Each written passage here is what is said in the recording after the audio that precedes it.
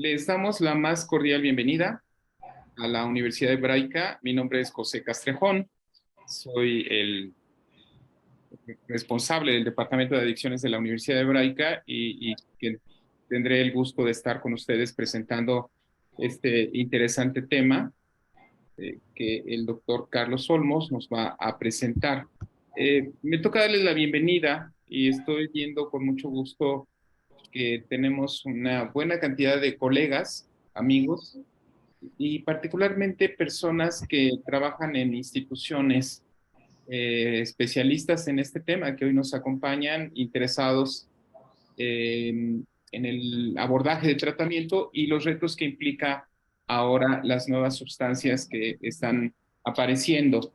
Entonces, hablaremos sobre este tema que se está convirtiendo en un reto en los tiempos actuales, donde los patrones de consumo, los tipos de drogas, eh, esta parte global que se está dando respecto a las modas, estas tendencias posmodernas, doctor Olmos, nos están hablando de muchos cambios. Y esto significa que los profesionales que nos dedicamos al campo del tratamiento, de la prevención, de las políticas públicas, tenemos que estar al día informándonos de cómo son estas tendencias, justo para poder responder a estas nuevas demandas. Y tengo el honor de presentarles esta noche al doctor Carlos Olmos Hernández, a quien yo aprecio mucho por ser un profesional muy serio, muy destacado, muy comprometido con eso, con una gran formación. Él es médico adictólogo, egresado de la Universidad La Salle, pero además también es especialista en intervención terapéutica de adicciones por la Universidad Hebraica y también tiene la maestría en estudio de las adicciones de la Universidad Hebraica. Además, es doctorante de neuropsicología en la UIC. Nos da mucho gusto. Les queremos hacer una invitación, y veo ahí a queridos colegas, alumnos, exalumnos, profesionales, si nos quieren decir de dónde nos acompañan. Tenemos el chat y les invitamos entonces para que ustedes hagan preguntas, comentarios que al final de la presentación, incluso si se quieren animar a, a compartir sus puntos de vista, todos serán bienvenidos. Le doy el micrófono y la pantalla al doctor Carlos Olmos, a quien me honro de presentarles esta noche. Bienvenido, querido doctor. Gracias, doctor Castrejón. ¿Cómo les va? Buenas noches. Los saludo desde un sitio bastante caluroso acá en Mazatlán. Qué gusto saludarle, qué gusto verlos, varios excelentes colegas por ahí, vía Rocío, vía Vivi, vía el doctor Marvés. Qué gusto saludarlos, en verdad. Muchas gracias por conectarse acá a esta plática. El día de hoy traemos un tema muy interesante, un tema muy complicado, muy complejo, que tiene que ver justamente con las nuevas sustancias psicoactivas. La idea de la plática, como siempre, es que sea muy dinámica. Por favor, en el momento que ustedes quieran, interrúmpanme. Si quieren algo extra de información, lo mismo. Evidentemente, vamos a pegarnos a un formato muy clásico, donde al final de la charla vamos a tener tiempo para preguntas, ¿no? Si ustedes me lo permiten, podemos iniciar. Permítanme nada más compartir pantalla. Y nada más ayúdenme a confirmar que están viendo mi pantalla y que el audio es correcto. Si alguien pudiera con... Sí se ve. Perfecto, listo. Si me lo permiten, vamos a arrancar. El día de hoy que nos reúne acá, vamos a hablar de nuevas sustancias psicoactivas. Ya saben, como siempre en todas mis charlas, me encanta meter algo de estigma y discriminación, porque es un tema muy actual, un tema que estamos viviendo todos los días, que vivimos en nuestro ámbito social, en nuestro ámbito individual, en nuestro ámbito laboral. Y es un ejercicio muy sencillo el de esta diapositiva. Fíjense, tenemos tres imágenes distintas. En la primera tenemos un bebito, ¿no? Un bebé que a lo mejor debe tener unos 3, 4 meses de nacido. En la imagen central tenemos a un paciente en situación de calle. Y en la última imagen tenemos a una paciente que cumple con los estándares de belleza actuales. ¿Cuál es el ejercicio? Muy sencillo. Piensen que el bebito llega a un área de urgencias en donde la capacidad del hospital permite recibir pacientes, ¿no? No es un sitio donde la capacidad esté sobrepasada. Un bebito que tenga un cuadro febril, un bebito que ingrese al servicio presentando diarrea, presentando llanto con lágrima. Del otro lado, piensen en nuestra paciente mujer que entra al servicio y tiene un aumento de volumen en el tobillo derecho, limitación para deambulación, dolor local, aumento de volumen, cambios de temperatura. Y piensen en nuestro paciente central, un paciente que tal vez estuvo consumiendo lo que él creía era alcohol por la mañana, un paciente que ingresa evidentemente al servicio con mal estado de higiene, con un mal olor, un paciente que puede ingresar ansioso, irritable, cuyo principal dato clínico es que perdió la posibilidad de ver.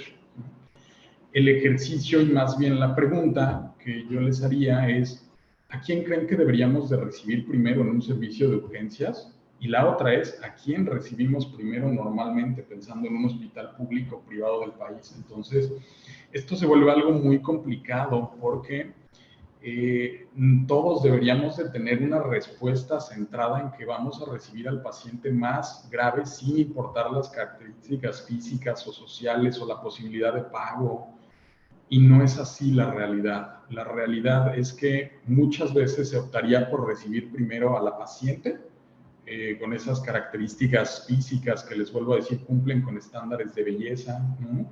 Con esa idea estigmatizante de que la paciente posiblemente pueda cubrir los gastos de la consulta, o con la idea de que el bebito lo debemos de recibir primero porque es a quien más le falta vivir.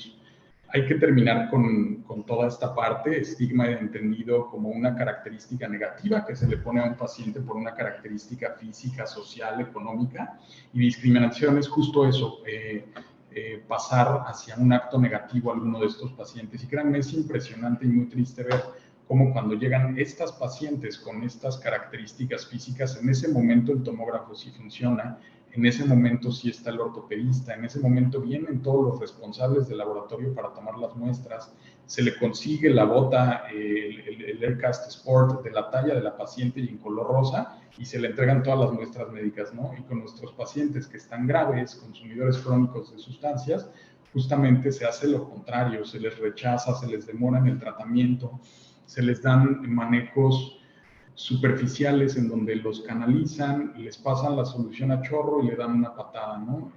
Justamente hay que terminar con todo eso.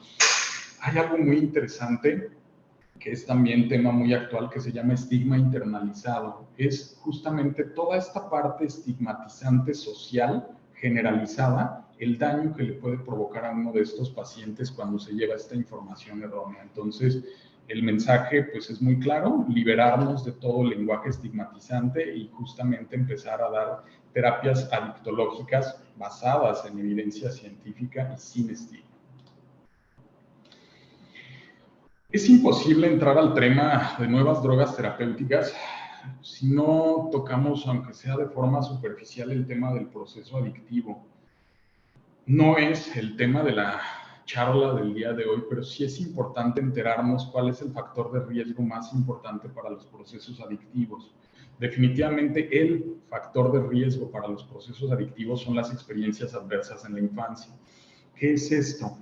Un niño que sufre de abuso físico, un niño que sufre de abuso emocional, de abuso sexual, de violencia doméstica, que tenga algún padre de familia consumidor crónico de sustancias, que tenga algún familiar con alguna enfermedad mental grave, que haya sido testigo de algún familiar que haya cometido suicidio o tener algún familiar en cárcel, justamente lo que hace es aumentar la probabilidad de que se presente como tal un problema de salud mental o adicciones. Vean cómo la pirámide empieza justamente con esta experiencia adversa en la infancia, viene después con un neurodesarrollo erróneo en el paciente, viene con problemas sociales, emocionales y cognitivos. Esto le orilla al paciente a adoptar conductas de riesgo que lo llevan a alguna enfermedad, algún problema social, y esto termina en una muerte temprana, ¿ok? Muchos de ustedes me dirán, oye, ¿cómo se explica desde lo fisiológico esta experiencia adversa en la infancia? ¿Cómo este hecho traumático puede llegar a causarle estragos a un paciente? Y la respuesta es muy sencilla y tiene que ver sobre todo con dos moléculas, una de ellas llamada cortisol y la otra, el grupo de sustancias llamadas catecolaminas, ¿no? Cuyo máximo representante podríamos pensarlo norepinefrina, podríamos pensarlo dopamina. ¿Qué es lo que sucede? Se altera el eje hipotálamo-hipófisis adrenales. Ahorita les voy a explicar un poquito más, pero más bien concentrándonos en cortisol. ¿Qué hace el cortisol y qué hacen estos niveles aumentados de cortisol? Hacen varias cosas. Vean, del lado izquierdo tenemos todo lo metabólico que nos puede causar estos picos de cortisol. ¿Qué nos va a hacer? Nos va a aumentar la glucosa y con eso de inmediato podemos pensarnos en diabetes, en síndrome metabólico. Nos va a aumentar riesgo de temas de osteoporosis, nos va a cambiar el tema de la regulación de la tensión arterial, pero quiero que nos concentremos en qué hace en el sistema nervioso central y vean cómo altera la neuroplasticidad. Recuerden la neuroplasticidad como la oportunidad de que las neuronas tengan un desarrollo normal y tengan conexiones sanas, es decir, que tengan una buena conexión entre una neurona y otra, y eso lo va a alterar estos niveles pico de cortisol. Nos va también a provocar disminución de síntesis de factores neurogénicos. Esto es bien, bien importante porque entonces volvemos a lo mismo, no se va a poder dar un buen desarrollo neuronal como tal, va a disminuir el volumen de la masa encefálica, va a disminuir el volumen del hipocampo, ¿no? Muchas veces este hipocampo nos lo enseñan a pensar como el reservorio final de la memoria, ¿no? Esto no es cierto. El hipocampo es más bien un órgano que está altamente involucrado en procesos de memoria episódica, es un órgano que está altamente involucrado en una retroalimentación negativa a todo este eje hipotálamo-hipófisis adrenales. Imaginen qué es lo que pasa si nosotros disminuimos el volumen del hipocampo y sobre todo qué es lo que pasa en un paciente consumidor crónico de sustancias en donde este estímulo emocional, en donde este estímulo amigdalino está constantemente presente. Estos niveles de cortisol van a estar en el cielo sí o sí y con esto va a traer muchos problemas. Tocar también, aunque sea de forma superficial, el tema del estrés. El estrés, recuérdenlo como un estímulo adaptativo que nos va a permitir sobrevivir. ¿Qué es lo que sucede, por ejemplo, cuando el ejemplo clásico que ponen es el de una cebra que está muy tranquila tomando agua y se presenta frente de ella un león? ¿Qué es lo que va a suceder? Tres cosas nada más. A través de estos aumentos de cortisol y catecolaminas va a salir corriendo, va a tener la energía y la fuerza necesaria para pelear o se va a quedar congelada. Eso es lo único que puede suceder. No hay otro escenario diferente a esos tres. ¿Qué pasaría si en algún momento, cuando la cebra está completamente tranquila tomando agua, tiene esta respuesta adrenérgica tan importante sin la presencia del león? ¿No? Estos aumentos sostenidos son justamente los que causan una disfunción del sistema nervioso central. El aumento temporal es lo que nos permite sobrevivir. Entonces, traspólenlo un poco a un niño en situación de calle, ¿no?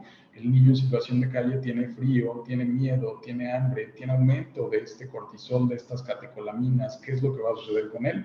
Muy posiblemente se va a refugiar en el consumo de alguna sustancia y con esto perpetuar el proceso adictivo. Antes ya de entrar de lleno al tema que nos reúne el día de hoy, es muy importante que tengan también en claro el modelo médico de las adicciones y la importancia que este modelo tiene, ¿no?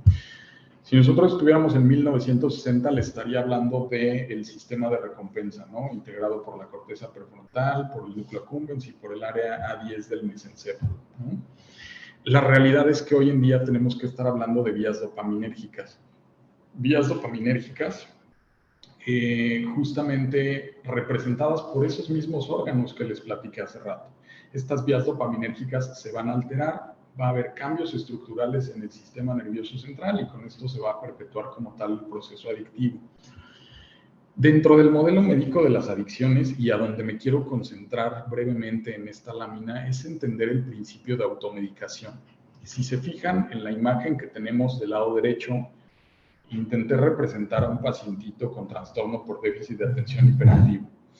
Es un pacientito, imagínenlo, imaginen su día a día, un paciente que tiene problemas con sus papás, problemas con sus padres de familia, problemas con los maestros de la escuela, con los compañeros de la escuela. Es un paciente que no se puede concentrar, que no puede llegar a las metas que tiene propuestas. Es un paciente que tiene muchos problemas en su entorno. Es un paciente muchas veces poco entendido por el resto de la sociedad. ¿Qué creen que sea lo que suceda con este paciente, ¿no? Si en una edad adolescente se acerca al consumo de cannabis y nota que consumiendo cannabis o consumiendo cocaína, sus síntomas mejoran? Imaginen qué es lo que va a pasar si este paciente nota que ahora ya puede cumplir con sus actividades del día a día, que ahora ya no tiene problemas con sus padres de familia, que ahora ya no tiene problemas con los alumnos y con los profesores. Lo que va a suceder es que este consumo se va a perpetuar. Vean entonces este principio del modelo médico de las adicciones de automedicación, cómo encaja perfecto con la patología de salud mental que ustedes quieran y con la gran cantidad de sustancias disponibles en el mercado. Y les hablo de las sustancias clásicas. Piensen en un paciente que tiene trastorno depresivo mayor, un paciente que de pronto no quiere salir de cama, un paciente que esté irritable, un paciente que tiene insomnio o que duerme mucho, un paciente que no logra obtener placer a través de ninguna actividad de su día a día. ¿Qué va a suceder con este paciente si se acerca al consumo de alcohol, si se acerca al consumo de cocaína y nota que estos síntomas depresivos se retiran por completo? El consumo se perpetúa. Es lo que les digo, este principio de automedicación encaja perfecto con cualquier patología de salud mental y nos puede ayudar a explicar gran parte de los problemas, ¿no? Ahí entraríamos a otro tema que es patología dual, lo podemos dejar para otra sesión, pero es algo muy, muy interesante de este modelo médico. Dos cosas que se queden. Primero, el principio de automedicación y después los cambios estructurales que se producen en el sistema nervioso central, ¿no? ¿Qué podríamos hablar de lo más importante sobre los cambios estructurales? Disfunción de la corteza prefrontal, que es la parte más evolucionada del sistema nervioso central, una hiperfunción amigdalina y una disminución del volumen del hipocampo, seguida de una atrofia cortical marcada. Eso es lo que encontraríamos en un consumidor crónico de sustancias. Entrando ya de lleno al tema que nos reúne el día de hoy, que son nuevas drogas psicoactivas, vamos a darnos cuenta de varias cosas. Primero, nuevas drogas psicoactivas nos referimos a cualquier sustancia que nos pueda generar algún efecto psicoactivo que no tienen control legal actualmente, ¿ok? Nos vamos a referir justamente a sustancias que funcionan de forma muy parecida a medicamentos que tenemos disponibles con usos médicos reales. Nos vamos a referir a drogas sintéticas y ahorita vamos a ver puntualmente cuál es el problema de estas drogas sintéticas y sobre todo nos vamos a acercar a sustancias que pueden emular los efectos que realmente el paciente o el ingeniero químico, en el mejor caso o en el mejor estadio que está diseñando estas cosas, se le ocurra, ¿no? Dentro de los representantes normales que tenemos de las sustancias, podríamos concentrarnos, por ejemplo, en los depresores del sistema nervioso central, que sí o sí van a provocar que el paciente termine sedado. Tal vez el máximo representante pudiera ser el alcohol, pudieran ser las benzodiazepinas. Vamos a concentrarnos también en los alucinógenos, en donde pudiera entrar el LSD, los hongos con la psilocibina, el DMT, cannabis a dosis altas, metanfetaminas a dosis altas. También revisar el tema de los estimulantes del sistema nervioso central, como la cocaína, como las anfetaminas, estos medicamentos para bajar de peso, o bien como los opiáceos, que los dividimos en un grupo aparte justamente por el cuadro característico de intoxicación que generan, que les preparé también una lámina más adelante para recordar esta parte. Una droga psicoactiva, una droga de diseño, puede emular cualquiera de estos efectos de las sustancias clásicas. Es más, una de estas drogas de diseño puede hacer los efectos deseados de una sustancia y evitar los efectos indeseados de alguna otra. Drogas de diseño siempre nos referimos a drogas sintéticas, a drogas que son susceptibles de arreglos moleculares, drogas que tienen un pobre control de higiene y calidad, Desafortunadamente, para armar estas drogas de diseño no se requiere más que la instrucción de Google y un laboratorio casero, ¿no? Entonces ustedes imaginarán por qué estas sustancias tienden a ser altamente letales. No hay un control propio de calidad y estas drogas terminan contaminadas con cualquier cosa que pueda emular un polvo blanquecino. Entonces imaginen la gran cantidad de basura, de talco, de polvo, de cualquier cosa que pueda atraer para hacer más volumen. Las nuevas drogas de diseño las podemos clasificar de acuerdo a su origen. Con esto me refiero a si tienen un origen meramente sintético o si tienen un origen proveniente de una planta, por ejemplo. Las podemos clasificar de acuerdo a los efectos, que son justamente las sustancias que les mencionaba antes, depresores, estimulantes, alucinógenos, opioides, y las podemos clasificar de acuerdo a la estructura química. Ahora que veamos de forma puntual cuáles son los grupos bien definidos de nuevas drogas psicoactivas, nos vamos a dar cuenta que muchos de ellos comparten usos médicos, comparten arreglos moleculares, comparten incluso el nombre con familias de fármacos que usamos de forma frecuente. Entonces es un tema muy amplio y muy interesante.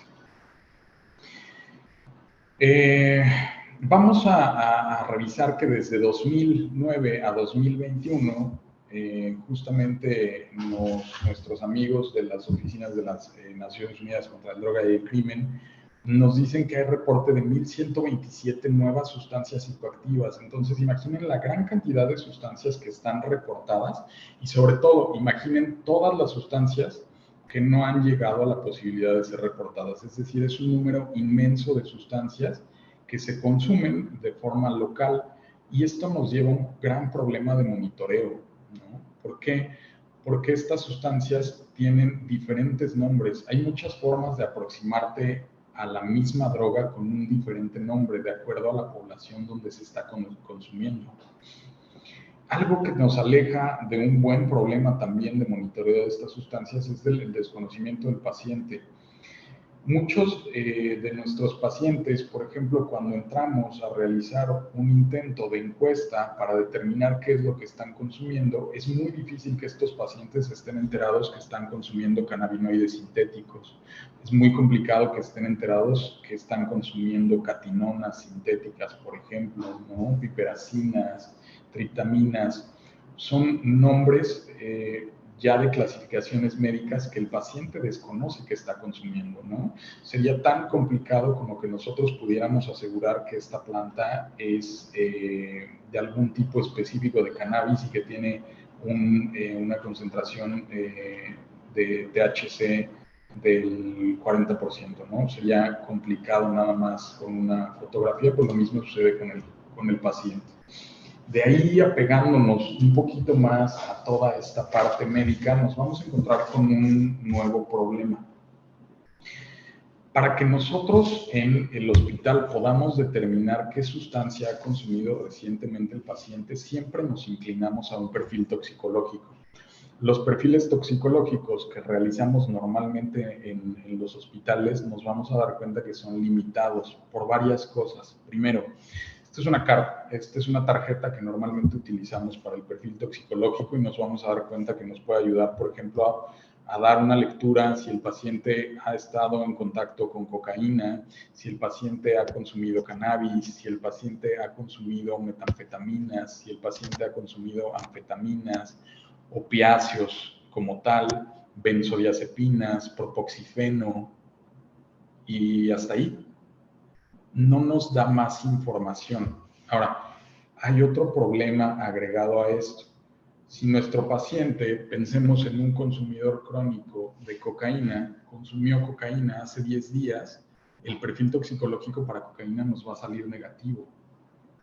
Cosas similares pueden suceder con sustancias que tienen vidas medias cortas, sustancias que no son lipofílicas como tal, pueden de pronto tener una duración limitada en el perfil toxicológico, ¿no? Pocas son las sustancias, por ejemplo, cannabis, que sí la podemos detectar hasta 40, 45 días después del último consumo. Y me estoy refiriendo nada más a este medio de perfil toxicológico que son a través de estudios de inmunoanálisis. ¿Qué es lo que sucede con las nuevas sustancias psicoactivas? Es imposible pensar que una tarjeta que trae lectura para 7, 8 sustancias nos pueda ayudar a detectar las 1.127 sustancias que fueron reportadas entre 2009 y 2021, ¿no? Es un problema enorme. ¿Qué es lo que se puede hacer o cuál es la alternativa? Hay varias alternativas. No sé si han escuchado, por ejemplo, de los cromatógrafos de gases, ¿no? Que no es otra cosa más que una técnica para separar compuestos volátiles, poder analizar exactamente qué sustancia es la que está presente en la muestra como tal.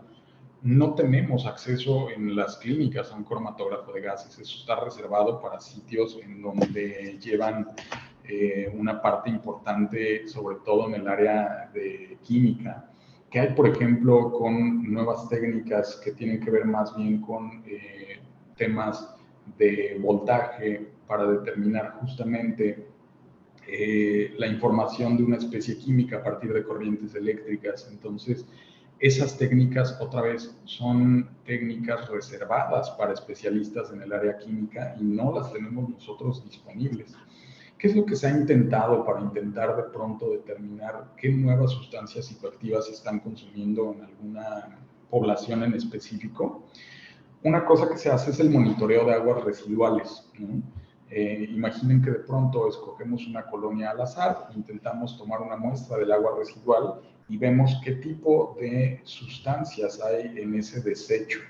Eso nos podría ayudar, sí, si estamos, por ejemplo, en una colonia de alto riesgo en donde sepamos de antemano que hay consumos elevados de sustancias.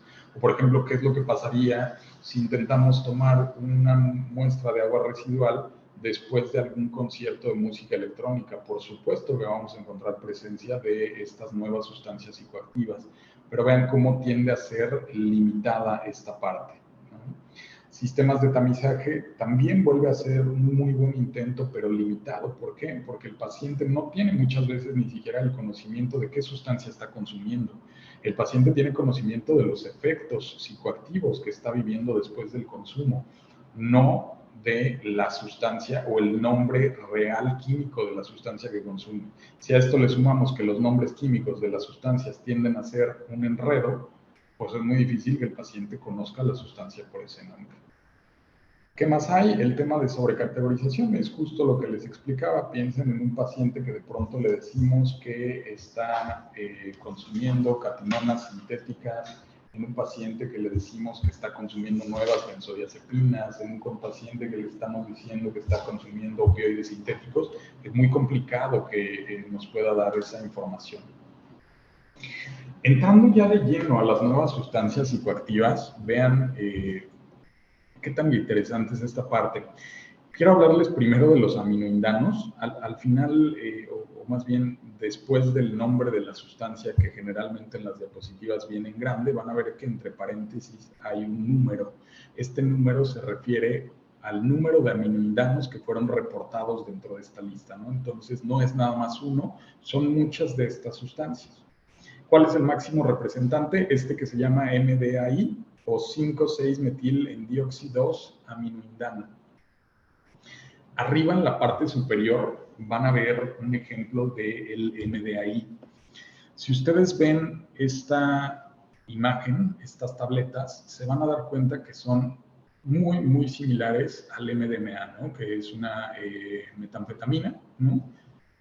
Son prácticamente indistinguibles, son de la misma coloración, el efecto que hacen es muy parecido. Vean cómo el efecto tiende a ir siempre hacia serotonina, el efecto tiende a ir siempre hacia dopamina, hacia norepinefrina, vienen en tabletas normalmente. Gran parte de estas nuevas drogas psicoactivas tienen o fueron creadas con algún fundamento científico. Y les pregunto a ustedes, ¿qué patología creen que se vería beneficiada de tener un aumento de dopamina, de tener un aumento de norepinefrina, de tener un aumento de serotonina? Y hay muchas, ¿no? Rápidamente pensando, por ejemplo, en depresión, el consumo de esta sustancia muy posiblemente fue enfocado en algún punto para tratamientos de depresión, posiblemente tratamientos de Parkinson, es decir, Cualquier enfermedad médica que se viera beneficiada de estos aumentos transitorios de neurotransmisión de serotonina, dopamina, norepinefrina, posiblemente de ahí vino esta sustancia. Actualmente, ¿para qué se usan? Pues justamente para tener este toxíndrome simpático mimético, que va muy de la mano con estados de euforia, con alucinaciones visuales y auditivas, ¿no? Es el perfecto pareo para algún tipo de evento festivo. Entonces, vean el riesgo que existe frente al consumo de estas sustancias. ¿Qué es lo que pudiera pasar? Emergencias cardiovasculares, porque no tenemos una regulación exacta de qué tanto de esto es lo que están consumiendo. Nombres comerciales, Pink Champagne es uno de los principales nombres que le dan a este MDAI. Vean ahí otra vez la complejidad. En una encuesta es complicado que acomoden el nombre de calle que se le da a esta sustancia como tal. ¿Qué más hay? Vean estas sustancias con sustrato plantas y vean la complejidad que existe. Cuando nosotros vemos una sustancia de estas características, creo que en inmediato, si estamos arraigados al mundo de las adicciones, podemos pensar en cannabis, ¿no? Pero si no, podríamos pensar en cualquier hierba de uso común en un hogar, ¿no?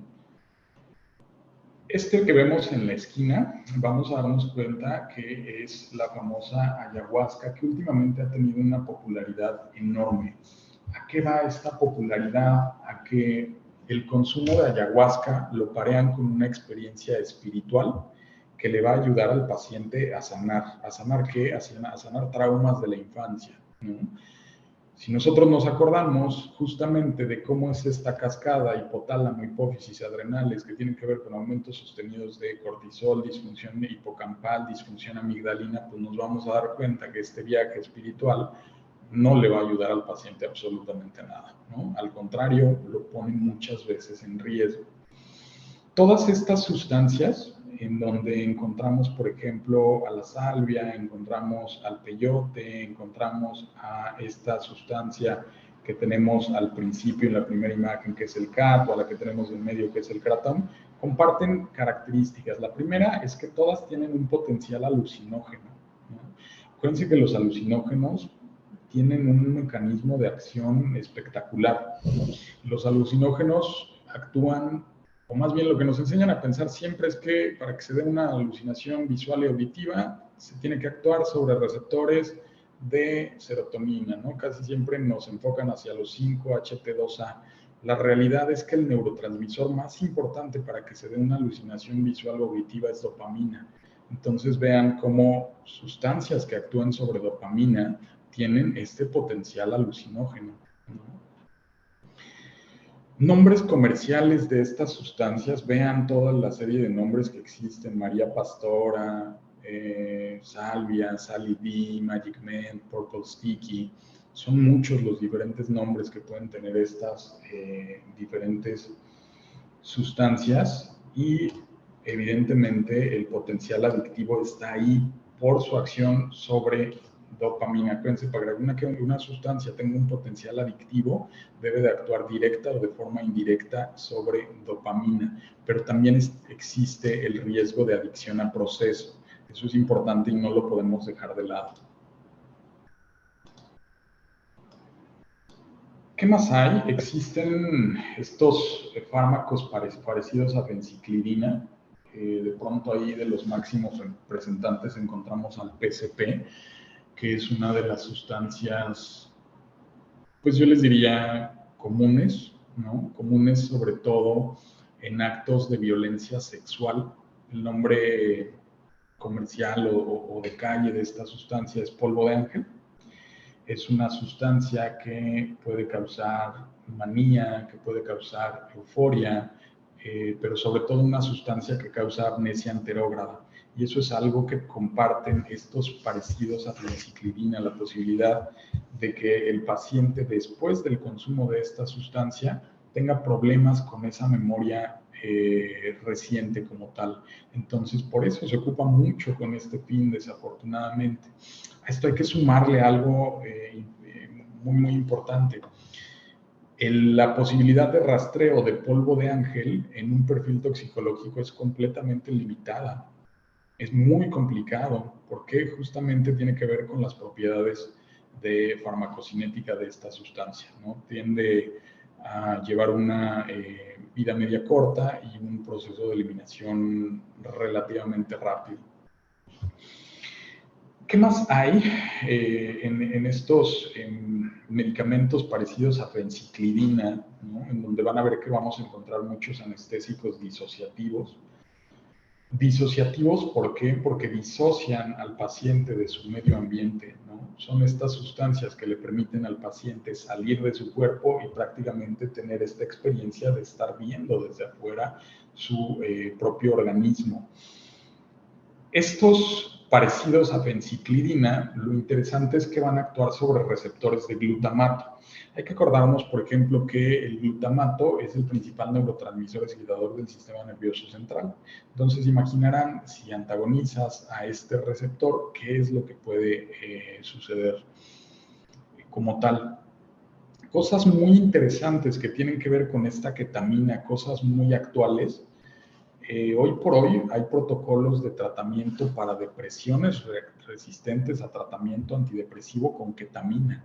Entonces vean qué tan interesante pueden llegar a ser estas sustancias cuando se les da el uso correcto y qué tan peligrosas pueden ser cuando de pronto un paciente las utiliza con algún fin diferente a la salud mental.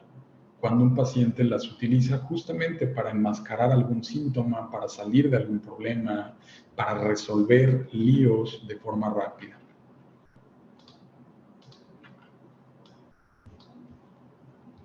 ¿Qué más hay? Tenemos a las piperacinas. Algo interesante de este medicamento es que en los 50 se utilizaban como antiparasitarios, ¿no? Las mismas que hoy hace el praziquantel, el albendazol, ¿no? El metronidazol. Antes las hacía alguna piperacina.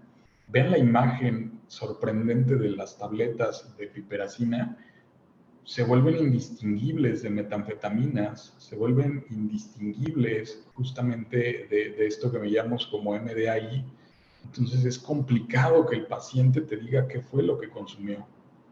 A esto hay que sumarle a que muchas veces los pacientes llegan, dicen no consumir absolutamente nada en la consulta y de pronto cuando les recuerdas te dicen que sí, que consumen una pastilla blanca chiquita. Entonces se vuelve un lío real intentar indagar qué fue lo que consumió nuestro paciente. ¿Qué son estas piperacinas? Son estimulantes del sistema nervioso central, son sustancias relativamente peligrosas que nos pueden traer problemas de neurotoxicidad, de hepatotoxicidad y sobre todo de muerte súbita. Entonces no es raro de pronto ver justamente en estos festivales musicales cómo los paramédicos ya están atendiendo a alguien que está en el piso. Vean el gran problema al que metemos al paramédico sin saber qué sustancia consumió el paciente, ¿no? Por eso de pronto la tendencia internacional es darle un bolo de medicamentos que contrarreste todos los efectos, ¿no? Ya sin revisar la clínica del paciente. ¿Cómo se conocen estas sustancias piperacinas en un ambiente como tal de calle?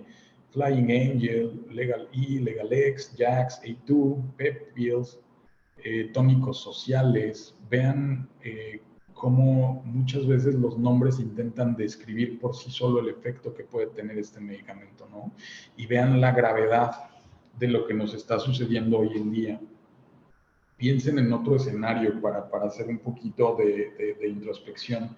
Piensen que de pronto los invitan a una boda, ¿no? Y que llegan a la boda y en la boda les dicen que no va a haber consumo de alcohol. Piensen cómo su propio estado de ánimo cambiaría. Entonces vean la gravedad de que ahora no se puede imaginar un contexto festivo sin consumo de sustancias. Eso es algo gravísimo y digno de análisis. Yéndonos al campo de nuevas benzodiazepinas, podríamos platicar mil cosas de las benzodiazepinas, ¿no? Creo que de los fármacos de salud mental, en conjunto con los antipsicóticos, vamos a dar cuenta que es uno de los medicamentos más satanizados que existe por el estigma social. ¿no? Pareciera que es un medicamento que te va a causar algún estrago severo. Recuerden, cuando las benzodiazepinas se dan por algún profesional de la salud con alguna temporalidad definida, son excelentes medicamentos. Cuando el paciente lo empieza a consumir fuera de prescripción médica, es cuando vienen justamente los problemas graves, sobre todo de índole adictológica como tal. ¿Qué hay con estas nuevas benzodiazepinas? Nosotros las benzodiazepinas las clasificamos de acuerdo a la vida media, ¿no? Es una de las principales clasificaciones que se les da a estas benzodiazepinas y de ahí viene mucho de su importancia y su uso clínico. Aquí en el cuadrito de atrás, que estoy en duda si lo pueden ver bien porque está pues demasiado transparente, vamos a encontrar los máximos representantes de benzodiazepinas que utilizamos a diario, ¿no? Tenemos, por ejemplo, el alprazolam, que es una benzodiazepina de vida media corta que se utiliza muchísimo. Tenemos, por ejemplo, al lorazepam, que utilizamos mucho en pacientes consumidores crónicos de alcohol, justamente por sus propiedades de farmacocinética. Tenemos al diazepam, que lo mismo es uno de los medicamentos que más se usan en conjunto con el lorazepam, por ejemplo, para tratar la supresión por alcohol. Y tenemos al midazolam, que lo reservamos justamente para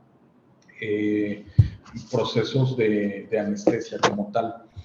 Vean acá el lío que hay con las benzodiazepinas. Si yo, por ejemplo, a un paciente cualquiera, le doy a lo mejor 2, 3 pastillas de alprazolam, le voy a causar somnolencia, el paciente posiblemente termine sedado, termine dormido, pero si de pronto a un paciente le doy 15 miligramos de midazolam, el paciente no va a tener la facultad para poder continuar respirando por sí solo.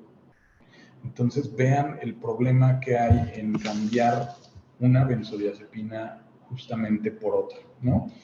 ¿Qué tenemos actualmente de los máximos representantes de las nuevas sustancias psicoactivas en el rubro de nuevas benzodiazepinas? Tenemos al etizolam. El etizolam, hay muchos artículos, si quieren consultar un poco más de información, aquí abajo viene una descripción muy interesante del tema del etizolam. Vamos a ver que es una benzodiazepina con efectos ansiolíticos, que tiende a ser una benzodiazepina de baja letalidad, ¿no?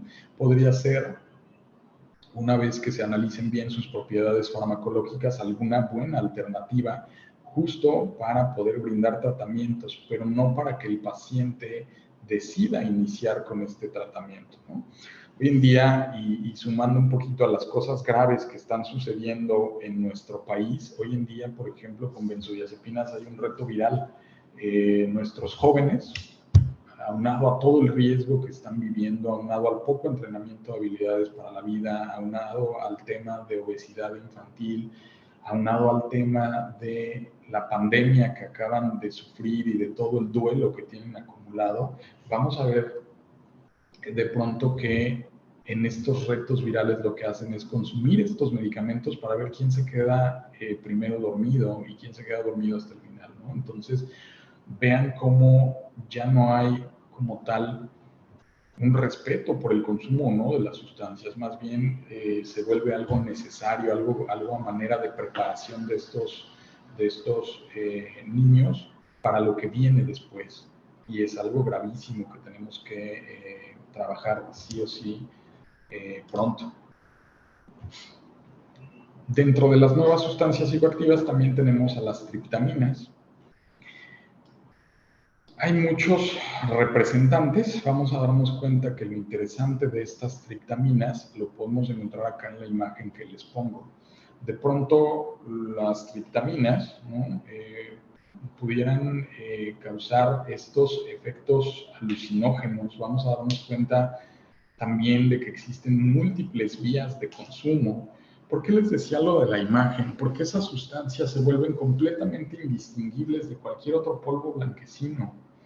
Entonces, si el paciente primerizo está acercándose a consumir alguna de estas sustancias, es imposible que el paciente, desde lo macroscópico, detecte qué es lo que va a consumir. ¿Y hacia dónde va a ir el paciente? Justamente hacia alucinaciones visuales y auditivas, ¿no? ¿no? Justamente hacia cuadros psicóticos, errores de juicio, ideales delirantes, paranoides.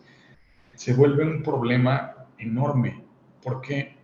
Porque el paciente puede consumir esto por una vía enteral, el paciente puede consumir esto por una vía parenteral, entendido como una vía respiratoria, una vía intravenosa, una vía subcutánea, una vía intradérmica, ¿no?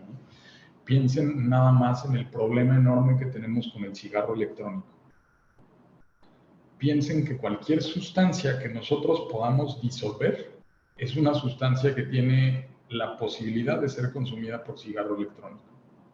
En términos generales, entonces las triptaminas se podrán consumir a través de cigarro electrónico. Sí, por supuesto, cualquier sustancia que se pueda disolver se puede consumir y se vuelve un lío enorme este tema del cigarro electrónico como tal. Análogos del fentanilo, ¿no? Este tema del fentanilo es algo sumamente interesante, es un fenómeno que está ocurriendo sobre todo en países desarrollados, que tarde o temprano va a llegar aquí con el mismo impacto que se está viviendo en otros países. ¿Qué es lo que pasa con el fentanilo? El fentanilo como tal es un opioide sintético, otra vez reservado para procesos de anestesio, que les puede causar a los pacientes en el uso inicial de presión respiratoria. El paciente que consume fentanilo de forma inicial, de forma crónica, como lo consuma, puede sufrir de este efecto de depresión respiratoria y perder la vida. ¿Qué es lo que estamos viendo en las noticias todos los días? Estamos escuchando de esta sustancia que está transformando a las personas en zombies, ¿no? No las está transformando en zombies. ¿Qué es lo que está pasando? Que les está causando una depresión neurológica, que les está causando una parálisis flácida, que les está causando una depresión respiratoria. Ahorita vamos a ver la triada específica de una intoxicación por opioides para que la lleven también a casa. Pero eso es lo peligroso, ¿no? Las potencias de todos los opioides las vamos a comparar siempre con la morfina. Vean la tablita con la flechita roja que tenemos abajo. La morfina siempre va a tener una potencia de 1 y de ahí podemos ir sacando las potencias del resto de los fármacos. Potencia es un concepto farmacológico que se refiere a qué facilidad tiene la sustancia para activar los receptores. ¿Qué receptores? Pues los receptores de opiáceos, ¿no? Mu, kappa, delta. Vean el fentanilo como tiene una potencia 100 veces mayor a la morfina. Ahora piensen que existen otras sustancias como el carfentanilo que tiene una potencia 10,000 veces más grande que la morfina. Entonces se vuelve pues un lío enorme, ¿no? Un lío enorme. ¿Por qué? Pues primero porque la facilidad de traficar de forma ilegal esta sustancia, ¿no? Por el tema del volumen. Y después justamente por los estragos que le puede causar al paciente en consumos mínimos de esta sustancia.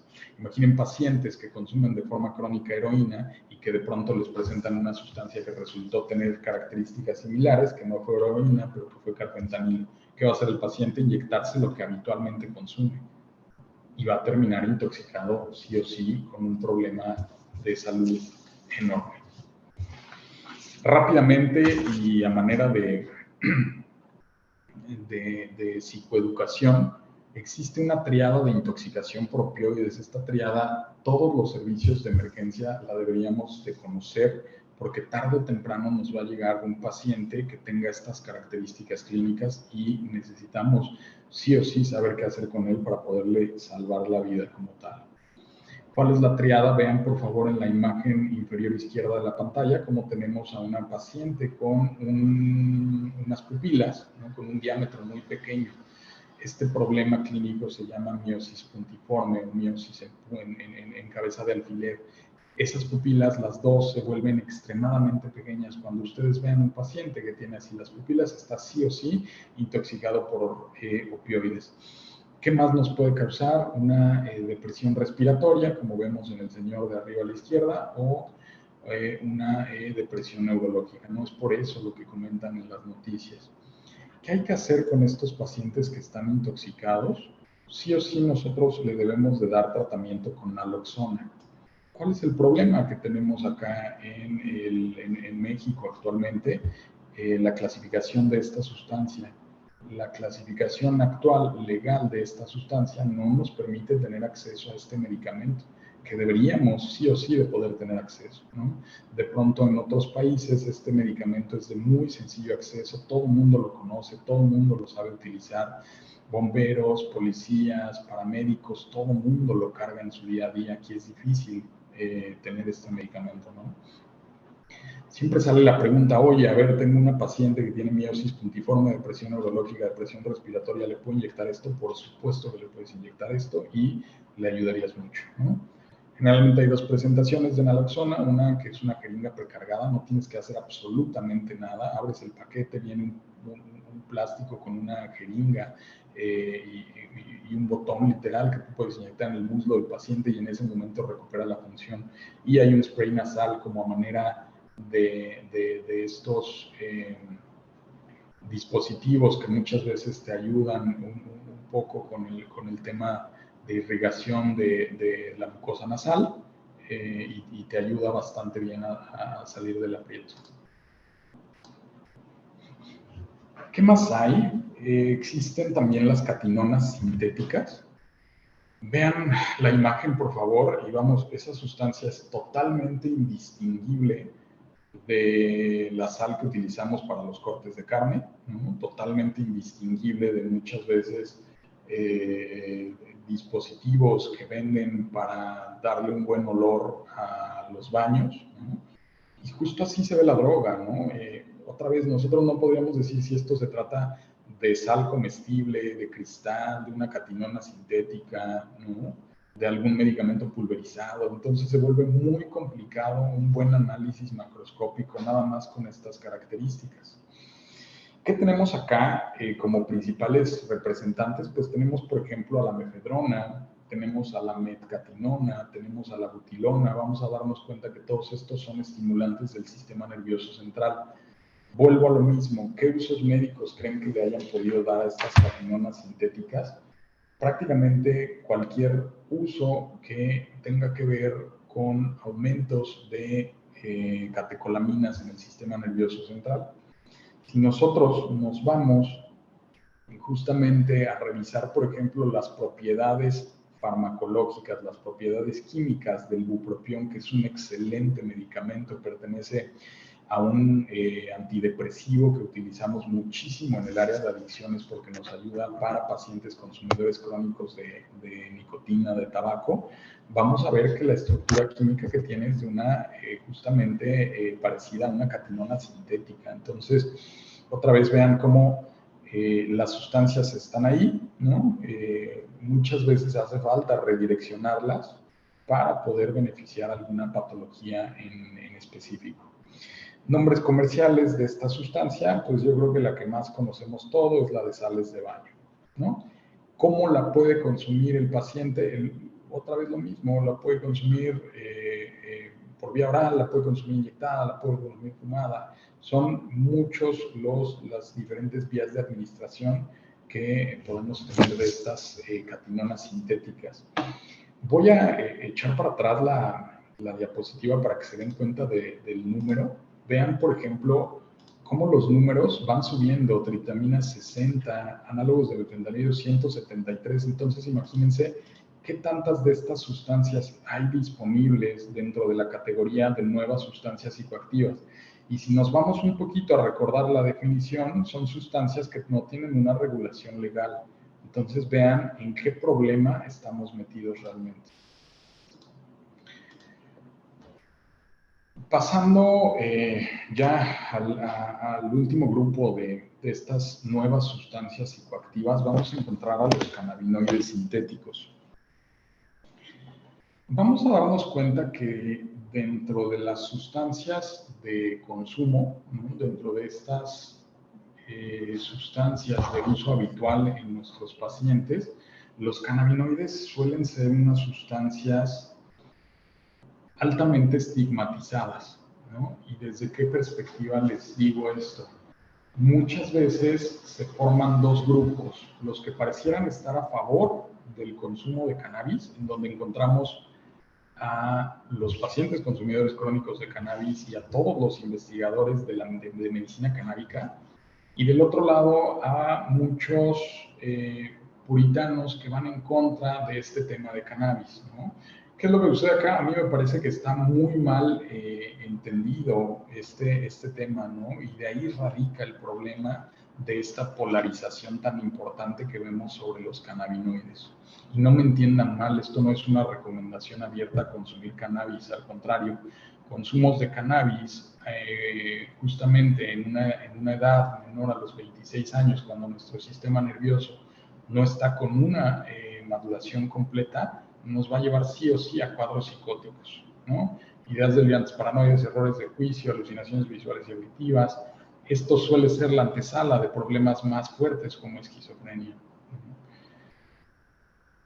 ¿Qué tenemos dentro de los cannabinoides sintéticos? Yo creo que el máximo representante es este JWH018. Tienden a ser sustancias que van a provocar justamente todos los efectos benéficos de los cannabinoides sin el freno que normalmente trae la marihuana. ¿Okay? Recuerden que hay cannabinoides que promueven este efecto y hay cannabinoides que lo inhiben, ¿no? Por ahí tenemos al máximo representante, por ejemplo, al delta 9 THC, que sería este cannabinoide que promueve todos estos efectos psicoactivos, pero también tenemos ciertos cannabinoides que lo inhiben. En este JWH estamos hablando de que es un efecto psicoactivo directo, sin medida, sin control. Entonces imaginen lo complicado que esto se vuelve. Si a esto le sumamos que las presentaciones normales que encontramos de estos cannabinoides sintéticos suelen ser polvos cristalinos indistinguibles completamente de alguna otra sustancia, o estos líquidos que ya vienen precargados en cigarros electrónicos, se vuelve un problema enorme. Enorme, ¿por qué? Porque la cantidad de cannabinoides psicoactivos va a ser sumamente alta. Nombres comerciales que tenemos en torno a estas sustancias, podemos encontrar Spice Gold, Silver Spice, Spice Diamond. Entonces, hay muchos diferentes nombres que vuelve complicado poder monitorear como tal esta parte de los cannabinoides sintéticos. Si ustedes me preguntan en un perfil toxicológico, en un paciente consumidor eventual de estos cannabinoides sintéticos, ¿va a salir positivo el perfil? Es muy difícil poder asegurar la respuesta. Y vean la complejidad de esto. Recordar un poquito que en nuestro cuerpo producimos de forma endógena cannabinoides, ¿no? Como la anandamida. Nuestro cuerpo solo produce estas moléculas y estas moléculas tienen muchas funciones. Estas moléculas tienen funciones para temas de plasticidad sináptica. Acuérdense, niveles elevados de cortisol nos inhibían esta plasticidad sináptica, mientras esta anandamida la promueve. Entonces vean qué tan importantes son los cannabinoides endógenos que producimos. Si nuestro cuerpo los produce por algo o para algo, justamente tiene que ver con todos estos diferentes conceptos: motivación y recompensa, emoción, aprendizaje, para temas de memoria. Vean cómo el tema de control de apetito, pensando en pacientes que tienen trastornos de la conducta alimentaria, vean cómo la anandamida juega un papel muy importante para temas de inflamación, de tensión arterial. Vean incluso con fines reproductivos, cómo entran en juego incluso temas de motilidad espermática. Repasar un poquito este tema también de medicina canábica. Si ustedes consultan la literatura, se van a dar cuenta que la medicina canábica tiene metidas las manos en todas las especialidades. Podemos hablar, por ejemplo, de neumología, pensando en asma. Podemos hablar, por ejemplo, de oftalmología, podemos hablar de gastroenterología, evidentemente podemos hablar de psiquiatría y neurología. Vean cómo todos estos receptores CB1 están distribuidos a lo largo de todo el sistema nervioso central. Estos receptores CB2 de la misma forma están distribuidos a lo largo de todo el organismo. Entonces, es un futuro prometedor este tema de la medicina canábica, y yo creo que lo tenemos que justamente entender y abrazar sin un tema de estigma, ¿no? Y sobre todo entender que muchas veces tenemos arraigados conceptos viejos adictológicos que tenemos que ir cambiando poco a poco. Y les vuelvo a decir, esta opinión individual no es una puerta abierta para consumir cannabis, es una puerta abierta para entender qué es la medicina canábica, hacia dónde va y cuál puede ser su alcance en el futuro. Estamos hablando de tratamientos con evidencia médica y de tratamientos controlados. Entonces, a mí me parece que es una gran puerta que tarde o temprano todos tenemos que tocar como tal. Listo, eso es un poquito de lo que les traía preparado para el día de hoy. Me gustaría saber si existe alguna duda, alguna pregunta, con mucho gusto les podría contestar.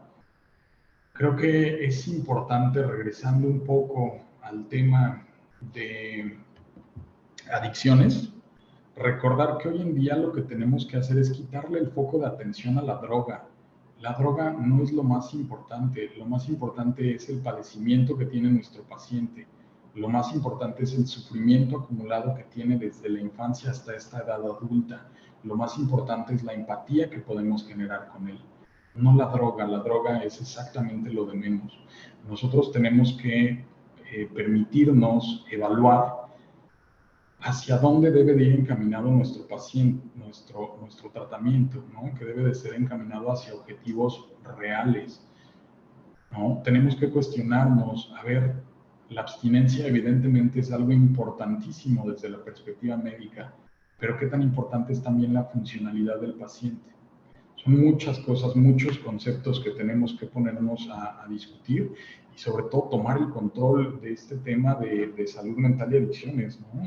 ¿Cómo es posible que no podamos tener naloxona disponible justamente porque compañeros de otras áreas legislativas no nos permiten tener acceso a esta sustancia, ¿no? Entonces son muchas cosas que quedan para reflexionar, pero me encantaría escucharlos. Veo que el doctor Marvés tiene la mano levantada, no sé si pudiéramos permitirle acceso al micrófono y de verdad con todo gusto las preguntas que tengan estoy más que disponible. Gracias. Sí, podemos, doctor Marvés, basta con que abra su micrófono. Adelante. Y por favor, anímense a hacer comentarios, preguntas. Este es su espacio y todos pueden participar si gustan. Muchas gracias, Carlos, qué gusto saludarte, qué gusto escucharte. Muchas gracias por el tema, qué bien preparado y qué importante es. Muchas gracias a la universidad, muchas gracias al maestro Pepe por organizar esta actividad. Y son varias cosas, pero quiero resumirlo quizá en un punto como comentario y al final hacerte una pregunta. Número uno, creo que el comentario más importante es, a lo mejor, sobre todo los compañeros que son psicoterapeutas, a lo mejor los médicos que no trabajamos en un área de urgencias de un hospital, difícilmente vamos a estar en la posibilidad de poder detectar exactamente qué es lo que están consumiendo nuestros pacientes. Pero creo que es sumamente importante desde dos aristas, ¿no? Número uno, como profesionales de la salud, conocer estas sustancias, saber que estas sustancias existen y que nuestros pacientes las pueden estar consumiendo. También como una herramienta psicoeducativa, ¿no? Que nuestros pacientes sepan que muchas veces lo que ellos están comprando no es lo que ellos piensan que están comprando, y esto es parte de, de las estrategias que nosotros podemos siempre tratar de utilizar, ¿no? Para disuadirlos del consumo. Yo recuerdo muy bien este reporte del 2019 de la OEA-CICAD sobre la adulteración en sustancias, ¿no? Que me parece que cerca del 45% del éxtasis que se compra en Estados Unidos no es éxtasis, ¿no? A la hora que hacen las pruebas de laboratorio, no solamente está adulterado, o sea, no solamente no tiene otras cosas, sino que hay muchas muestras, 45%, que ni siquiera son éxtasis. Entonces, si nuestros pacientes no saben qué están consumiendo, pues muy difícilmente podremos hacer algo al respecto en el sentido de, lejos de solamente conocer las sustancias y poder referirles esto a los pacientes, que ellos sepan el gran riesgo que ellos corren, que no hay una institución que regule las sustancias que ellos están consumiendo y el gran riesgo en el que se ponen al tratar de estar consumiendo sustancias que son de corte ilegal. Ahora, en este entendido y haciendo énfasis en el punto que tú marcaste y lo que estamos comentando, que es algo muy conocido, que muchas personas que son consumidoras de nuevas sustancias psicoactivas no saben que están consumiendo estas sustancias. Yo te quisiera preguntar, Carlos, en el entendido del cargo que tienes actualmente y la diferencia, por ejemplo, del ámbito público al ámbito privado, ¿qué es lo que tú estás observando en el centro que tú atiendes, en el centro que tú tienes esa responsabilidad de dirigir? ¿Qué es lo que están viendo ustedes? La gente está consumiendo nuevas sustancias psicoactivas y las está consumiendo abiertamente, las están buscando, o ha sido a través de análisis que hacen de las sustancias que ellos detectan que están consumiendo algo que no sabían, o simplemente los pacientes no tienen idea. ¿Cuáles son las tendencias que tú estás observando? Es lo que me gustaría preguntarte. Con todo gusto, Lalo. Fíjate, acá los pacientes, y creo que es un común que aplica para muchas instituciones, están consumiendo sustancias de acuerdo al efecto que están buscando. Cada vez están personalizando más lo que buscan o lo que disfrutan en el consumo de alguna sustancia. Entonces, incluso ellos mismos llegan con nombres diferentes de sustancias y te lo exponen así en el interrogatorio médico. Tú lo que tienes que hacer ahí, porque se vuelve un problema intentar adivinar, ¿no? Cuál es el nombre o a qué sustancia corresponde, es un poco corroborar con el perfil toxicológico limitado que tenemos y corroborar con los efectos que está presentando el paciente. Partiendo de ahí puedes darte cuenta de qué sustancias son las que están consumiendo. Ahora, ¿qué otra cosa sucede? Es muy difícil que te llegue un paciente consumidor puro de una sustancia, ¿no? Generalmente te llegan poliusuarios. Y con estos poliusuarios, muchos de ellos reportan experiencias distintas frente al consumo de mismas sustancias, o lo que ellos creyeron fue el consumo de la misma sustancia. Entonces ahí nos damos cuenta que sí o sí está permeado para el país, para todos los ámbitos sociales, para todos los ámbitos económicos, las nuevas sustancias psicoactivas, ¿no? Se vuelve un lío terrible, justamente porque tú a una de estas nuevas sustancias psicoactivas puedes llegar a través de precursores que encuentras de venta sin receta, o puedes llegar a través de precursores. Entonces se vuelve un lío interminable, una cadena enorme que no puedes como tal tú parar. ¿Qué es lo que hay que hacer, Lalo, desde mi perspectiva? Empezar a hacer medicina de primer mundo, ¿no? Nosotros, date cuenta cómo muchas veces le estamos apostando al tratamiento, le estamos apostando a detener el problema que ya viene encima de nosotros, ¿no? Lo que tendríamos que hacer es apostarle más bien a la prevención, ¿no? Apostarle a la prevención justo de nuestros niños. Basta ver, por ejemplo, si se echan un clavado a la última encuesta que tenemos disponible, que ya tiene bastantes años, y se van a ver el dato del consumo consuetudinario de adolescentes, van a dar de alcohol, van a darse cuenta que es muy parecido en hombres y mujeres. Y eso es un problema enorme, porque entonces nos damos cuenta que la población de hombres y mujeres ya traen consumos similares. Y esos que eran adolescentes en la última encuesta ahorita ya son adultos jóvenes. Y se viene un problema terrible. Y si a eso le sumas que en nuestros sitios de tratamiento el grueso de pacientes que tenemos son hombres, te vas a dar cuenta que hay un rezago enorme de tratamiento enfocado hacia las mujeres por temas viejos de estigma y discriminación. Entonces habría que empezar a romper por ahí, apostarle de lleno a la prevención. Pero sí, definitivamente es muy complicado poder determinar qué sustancias psicoactivas están consumiendo nuestros pacientes. Creo que no es viable de pronto intentar todo el mundo tener un cromatógrafo de gases en las clínicas. Creo que nos podemos orientar muy bien con los síntomas o con los efectos que nuestro paciente busca, y a través de ahí intentar determinar qué sustancia consume, porque créeme que sí es un enredo muy complicado, ¿no? Hay muchas veces que el mismo paciente trae más información que tú desde lo farmacocinético y dinámico de estas nuevas sustancias. Entonces se vuelve un reto terrible. Bien, precisamente el doctor Marves es director del CEPRAT, que es la clínica modelo del Estado de México en este tema, y esta inquietud seguramente la tienen muchos de los directores como él, ¿no? que trabajan con estos casos. Cristian Rojas, desde Santiago de Chile, nos dice que sobre el tema de intervención terapéutica con estrategias de reducción de riesgos y daños, este es un tema que vamos a tratar pronto. Estás invitado, Cristian, de una vez. Lo vamos a abordar. Nada más quiero comentarles que la Universidad Hebraica, en su plan de estudios de la maestría en estudio de las adicciones, es la única en el país que aborda, tiene una materia sobre reducción de riesgos y daños. Y bueno, por ahí se encuentra Carmen Gómez, que está a cargo del área de incorporación. Me gustaría, Carmen, si nos quisiera compartir un por ahí nos tiene alguna noticia para quienes estén interesados en nuestros planes de estudios y lo quiere compartir. Claro que sí, muy buenas noches a todos. Gracias, maestro Castrejón. Es algo muy breve que queremos compartirles. Antes que nada, le agradecemos su asistencia a todos ustedes a este valioso webinar a cargo del doctor Carlos Olmos. Y bueno, queremos invitarlos a conocer e inscribirse en nuestra maestría en el estudio de las adicciones que inicia el 1 de agosto. Su modalidad es presencial. Nuestra maestría tiene un programa académico y único acorde a las demandas de atención de los contextos actuales, como los que mencionaron hoy en este webinar. La gran ventaja de esta maestría es que cuenta con 2 especialidades, preventiva y psicoterapéutica. De acuerdo a su perfil pueden elegir la especialidad y posteriormente decidir si continúan con la maestría o quedarse solamente con la especialidad. Si desean recibir más información, en el chat les dejo la dirección de la maestría para que puedan consultar la información, el plan de estudios y demás información. Y también al finalizar este webinar recibirán una breve encuesta en la que podrán solicitar información sobre la maestría o los cursos en línea del área de bienestar. Muchas gracias.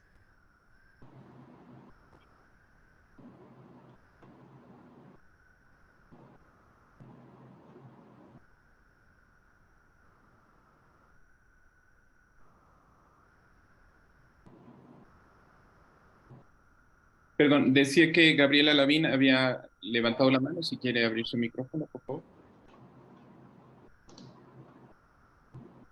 Sí, gracias. Buenas noches. Buenas noches. Buenas noches. Tengo 3 preguntas. La primera pregunta es en relación de una nueva droga que se llama cocodril. ¿Qué tan, bueno, tengo entendido que hubieron unos 3 casos, pero ya después posteriormente no, ya no hubo más casos. ¿Qué tan probable o consideras que pueda ya ser un problema en México? Y la segunda es, yo observo que muchos terapeutas recomiendan la ayahuasca. Entonces, sí, terapeutas, pero bueno, lo he leído, yo no conozco sobre la ayahuasca como tal, pero me parece que solamente su función en el momento sería aumentar la serotonina, pero sería como un remedio temporal. Sin embargo, muchos la están recomendando. Y la última pregunta es, ¿qué es lo que está fallando la propaganda, la publicidad en México que no ha logrado reducir los índices de la adicción? Yo pienso que más que nada que prevención sería más bien reforzar la salud mental de los niños, porque es un síntoma, un signo de la depresión, pero aún habiendo publicidad en radio, en televisión, pues no han llegado al punto o no ha disminuido considerablemente. Bueno, esa es como una acotación o como una duda, ¿no? Sería más bien cómo los profesionales, los que van a, por ejemplo, los que van a trabajar en la maestría y en esta parte, en este punto, pienso que debería de haber más que prevención, como un cuidado de la salud mental desde la niñez, la adolescencia, para que si en algún momento tienen la oportunidad de poder conocer o conocen las drogas, pues sepan cómo actuar ante esa situación. Solamente esas preguntas. Muchas gracias, con todo gusto. Nada más recuérdame tu nombre. Gabriela. Gracias, Gabriela. Lavín. Gracias, Gabriela.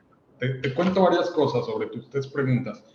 Primero preguntas sobre el tema del crocodile. El crocodile yo creo que es una sustancia que estuvo muy escuchada, sobre todo alrededor de 2010, porque era una sustancia que nos decía que tenía el potencial de convertir a las personas en reptiles. Así es como se escuchaba en las noticias. Te cuento, es un opioide sintético. Opioide sintético lo podemos pensar, por ejemplo, como el fentanilo. ¿Qué es lo que sucede? Está mezclado este opioide normalmente con sustancias que dañan los vasos sanguíneos superficiales, que es por donde normalmente los pacientes ocupan esta sustancia. cuando lo consumen les puede provocar flebitis o quemaduras superficiales. Entonces, por eso la piel se ve diferente. ¿De qué va esta sustancia? Opioide sintético, ¿qué efectos causa? En un principio, solución inmediata de los problemas, sensación de estar flotando en el aire, euforia, bienestar, ¿no? Muchas veces lo describen y no sé, créeme cómo hagan esto, pero una sensación de regresar al útero materno. Entonces, es la gravedad de esta sustancia. ¿A quién no le gustaría resolver sus problemas en un solo momento? ¿No? Y estoy bajo la perspectiva de que todo el mundo tenemos problemas. Entonces, ahí está un fuerte lío en torno a los opioides sintéticos. Entonces, ¿qué es Crocodile? Es un opioide sintético que causaba quemaduras superficiales. El tema de la ayahuasca, Gabriela, mira, si algún terapeuta te recomienda ayahuasca, yo saldría corriendo de ahí, ¿no?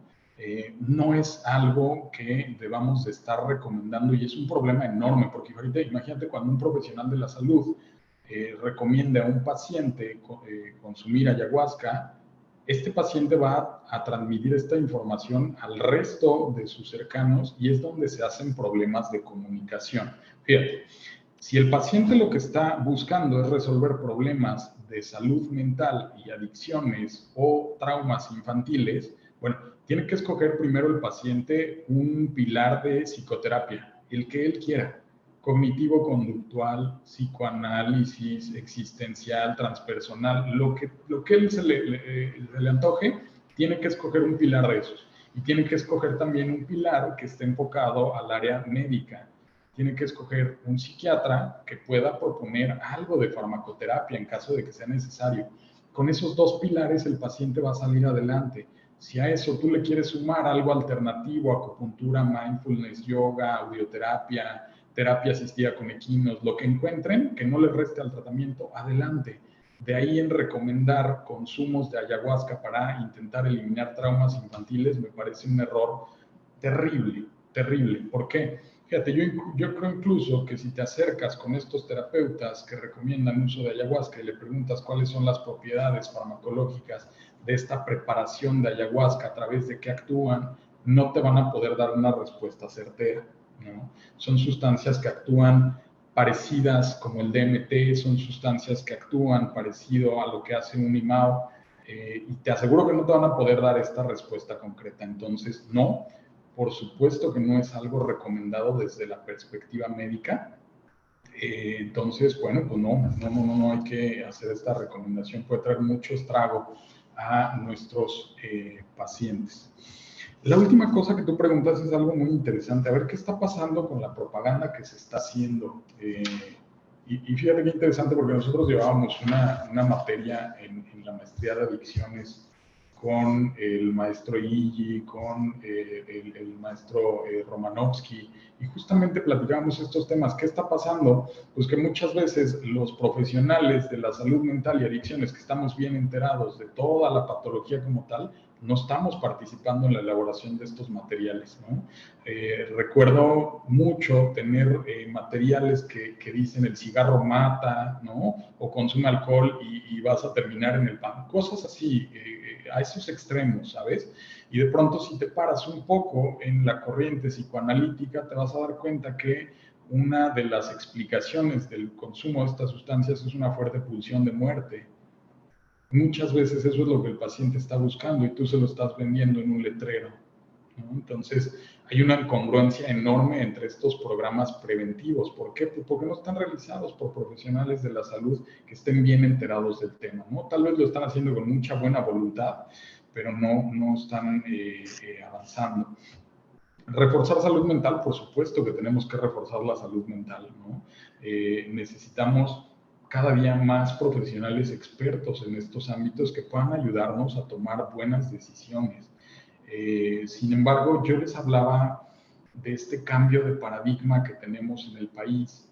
Acá estamos muy acostumbrados a buscar el mejor tratamiento con insulina para el paciente diabético, en lugar de buscar la mejor dieta para evitar que al paciente le dé diabetes.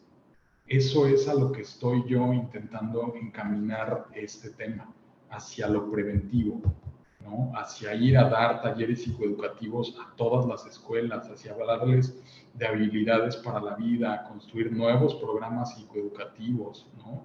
A aperturar sitios de tratamiento para hombres, para mujeres, para que podamos recibir todos los pacientes necesarios y les podamos ayudar justamente en eso.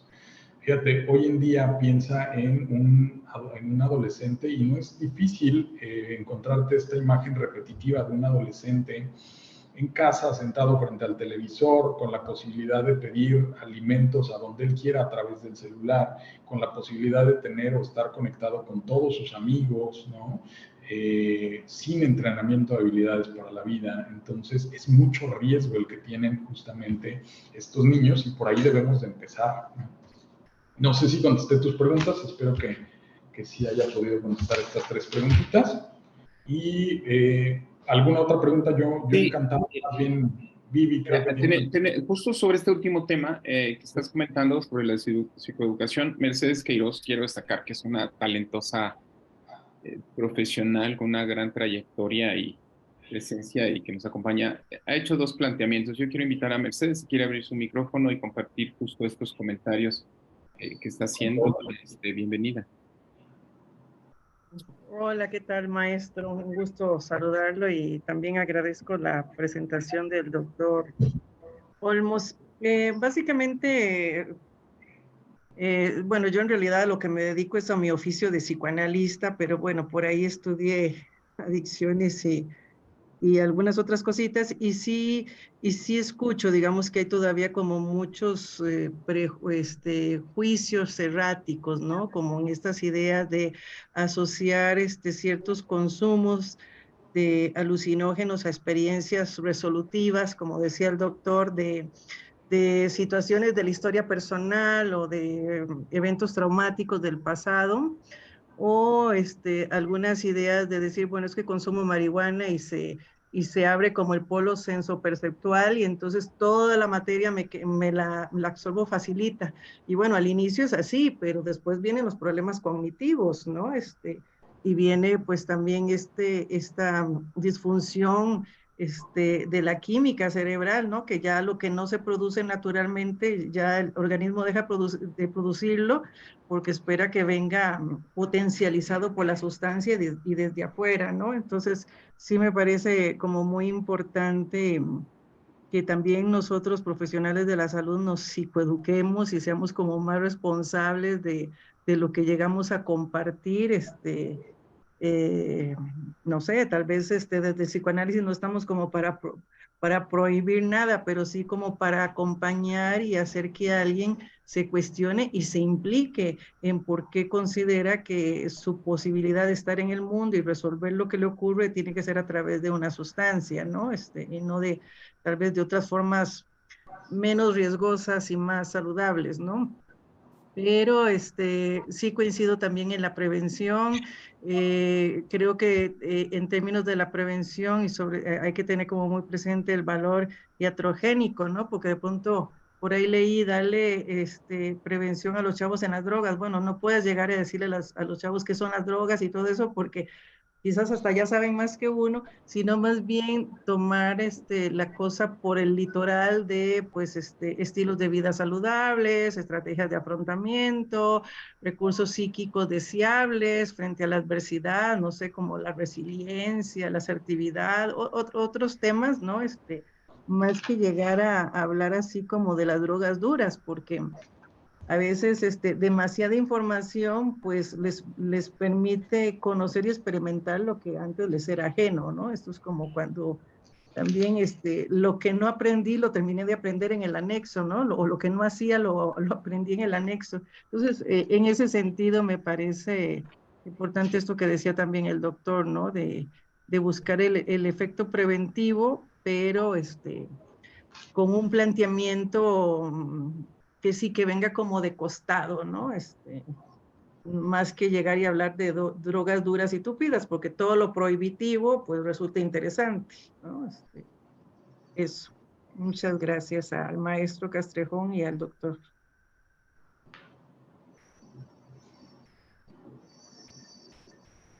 muchas gracias, Mercedes. Sí, muy, muy interesante tu comentario, coincido contigo en gran parte de los puntos. Sí, deberíamos de empezar por ahí y sobre todo de aperturar todas las áreas de psicología de las cuales el paciente se puede beneficiar, ¿no?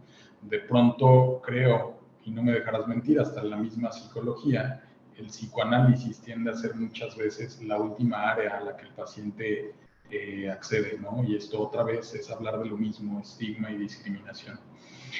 Muchas gracias. Vivi, creo que tenías una pregunta, duda. Solo un comentario, muchas gracias y pues un gusto verte, un gusto compartir bueno, que nos compartas esta información súper valiosa y justo es el tema, ¿no? La prevención pues siempre pues tratamos de buscarla y de perseguirla. Apenas la campaña que se realizó de si te drogas te dañas, ¿no? Pues está pues importante que todo esto pues a nivel nacional sí se hace, pero pues es con este enfoque de perseguir lo que no se debería de perseguir, ¿no? Y justo hablábamos con los papás que asistieron a esta campaña que sí nos conviene saber todo esto de las sustancias, pero nosotros como información de adultos que no consumimos, ¿no?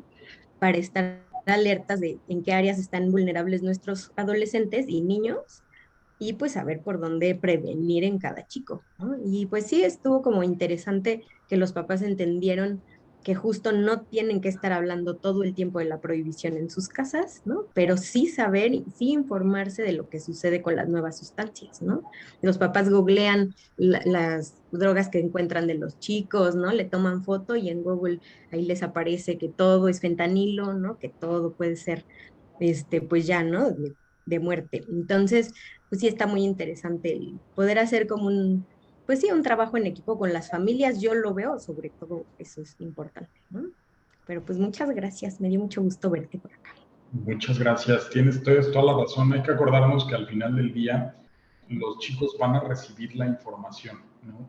Creo que es mejor que la reciban de un profesional de la salud a que la reciban del buscador de su preferencia en Internet, ¿no? No sé, doctor. Tenemos dos últimas participaciones, una que va a ser algo muy repetitivo. Me preocupa, dice Griselda Ramos, que los niños con TDA dejen los medicamentos por alguna droga. Me gustaría que pudiera ahondar sobre esto. Y vamos a cerrar, si le parece, con la participación de Edgar Aguilera, que va a abrir su micrófono para hacer un comentario y con ello vamos a cerrar. Con todo gusto. Les cuento un poquito de este tema de TDA. Tenemos excelentes medicamentos disponibles para ayudar a nuestros pacientes. Recuerden, muchas veces desafortunadamente estamos viendo un sobrediagnóstico de este padecimiento. Este diagnóstico debe de estar reservado para que lo haga el psiquiatra o el pedopsiquiatra, ¿no? Los medicamentos disponibles para tratar este problemita pues lo encontramos a través del metilfenidato, a través de modofilina, a través incluso del mismo bupropión. Si el paciente lleva un buen apego, no tendría por qué dejarlo por el consumo de sustancias. Más bien ocurre lo contrario. El paciente no tiene un tratamiento, accede al consumo de algún estimulante, mejora los síntomas y es cuando perpetúa el consumo, no al revés. Entonces, habría que asistir a una consulta médica con alguno de estos especialistas y yo estoy seguro que el problema se puede resolver para el niño y para la familia. Acuérdense que hay que verlo un poquito más amplio. Funcionamos como una maquinaria de reloj en la familia, ¿no? Si alguno disfunciona, todos van a disfuncionar tarde o temprano. Adelante, Edgar. No sé si tengas una pregunta. Sí, muy buenas noches. Yo me llamo Edgar Aguilera, soy de Paraguay. Un gusto. Y tengo una pregunta, doctor. Quería nomás saber si hay una investigación o si se hizo ya una investigación sobre el consumo del THC en otro formato. O sea, si hay una investigación que hay el consumo del daño. Porque, ejemplo, acá en mi país, por ejemplo, el BIS, que sería un OXXO, creo que en México, que está en todas partes, en todo el territorio de Paraguay, por ahí, el consumo del THC en formato de chicle. O sea, cualquiera se podía comprar, no hay un límite, o sea, hasta un niño podía comprar, y que de que esa edad que consuma es súper peligroso. Y uno de los casos que tuvimos la semana pasada uno de los pacientes comentó que estaba dejando ya de consumir otro tipo de sustancia, pero él compraba, consumía constantemente chicle, o sea, del THC en chicle, y que acá en Paraguay decimos que le pegó una jerga de usuario, que le pegó, entonces él desde ahí comenzó otra vez a estimular todo y volvió otra vez a tener una recaída y volvió a consumir, ahora está reinternado. Y mi pregunta es si hay un estudio, una investigación sobre el daño que genera el THC en otro formato, porque el clásico es fumar o otro, lo que normalmente se consume, pero en otro formato. ¿Hay estudio que se realizó ya sobre el consumo de THC que no se hagan fumar? Acá en Paraguay también se súper usa el tema del cigarrillo electrónico. Entonces mi duda es que si ya hay una investigación sobre eso, porque es muy preocupante que se comercialice ya en chicle, que cualquiera consume. Gracias, gracias Edgar. Mira, hay muchos estudios que nos hablan de las propiedades farmacológicas de cannabis consumida por diferentes vías, ¿no? Muy rápido te puedo decir, por ejemplo, cuando estás pensando en la vía más rápida que tenemos nosotros, que es la vía respiratoria, podemos hablar un cannabis, por ejemplo, que tenga un contenido de THC de 30%, va a tener una latencia por vía respiratoria muy rápida. Estamos hablando tal vez de 3 a 5 minutos para que el paciente esté intoxicado con cannabis. Si tú lo hablas de la latencia por una vía completamente enteral, vas a darte cuenta que se va a dar una absorción aberrante. ¿Por qué? Pues porque tiene que ver mucho con el contenido gástrico, con la cantidad de droga que consumió el paciente, con la peristalsis, con el peso, con el sexo, con la nacionalidad. Son muchos los factores que entran en juego. Definitivamente lo que se tiene que optar es ubicar bien qué capacidad de respuesta tenemos en el país para poder dar contención o tratamiento a los diferentes pacientes. En términos de políticas públicas, se habla normalmente de prohibición o prohibicionismo, libre consumo y legislación. Desde mi perspectiva individual, nosotros deberíamos de acceder a una legislación. Y otra vez, lo más importante no es si se legaliza o no, lo más importante es si tenemos los servicios de atención preparados para el pico inicial de consumidores que vamos a tener. Y otra vez, eso es una discusión que deberíamos de tener todos los involucrados en el tema de adicciones, no los legisladores. Pero bueno, pues es un cortocircuito. No sé si contesté de forma puntual. Lo que te quiero decir es, los daños de consumo de THC van muy de la mano de la cantidad, de la frecuencia y sobre todo de la edad de inicio de consumo del paciente. Definitivamente tener en unas THC en una presentación más accesible como chicles, como paletas, como dulces, pues se vuelve un problema más grande y más grave de controlar. Y con esto no te estoy diciendo mal que esté mal tenerla en esas presentaciones. Simplemente hay que tomar las precauciones necesarias desde la perspectiva de qué capacidad tenemos de respuesta. Muchas gracias. Hay dos comentarios, nuevamente de Mercedes Queiroz, si quiere hacerlo directamente, y de Telma, y cerramos con estos comentarios y preguntas. Adelante.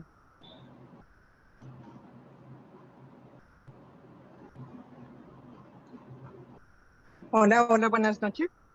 Buenas noches.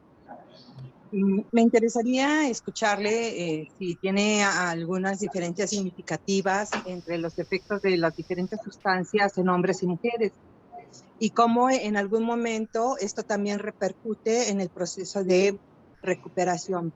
Muchísimas gracias por la información del día de hoy. Con todo gusto. Sí existen diferencias significativas. Tiene que ver mucho otra vez con las propiedades farmacológicas de la sustancia y con las propiedades fisiológicas de la persona que la está consumiendo. Acuérdense que incluso en términos de regulación hormonal, en términos de cantidad de tejido graso, en términos de disponibilidad enzimática, la reacción va a ser completamente diferente en un hombre que en una mujer, en un hombre mexicano versus en un hombre japonés. Entonces sí, va a haber diferentes respuestas. Por eso nosotros tenemos que buscar que nuestros abordajes sean individualizados. No podemos pretender meter a todos en la misma caja. Hay que realizar literal trajes hechos a la medida para poder ayudar a nuestros pacientes a salir adelante, ¿no?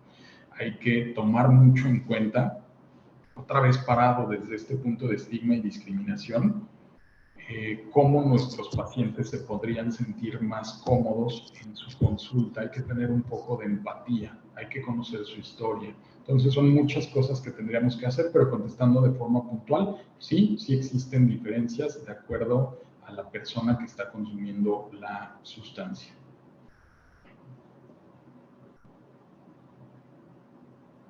Muchas gracias.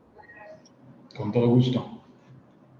Hay varias felicitaciones que están haciendo, doctor. Excelente. Muchas gracias. Coincido plenamente en ello. Mercedes Queiroz, si no sé si quiero comentarlo, lo leo. Dice, Gracias.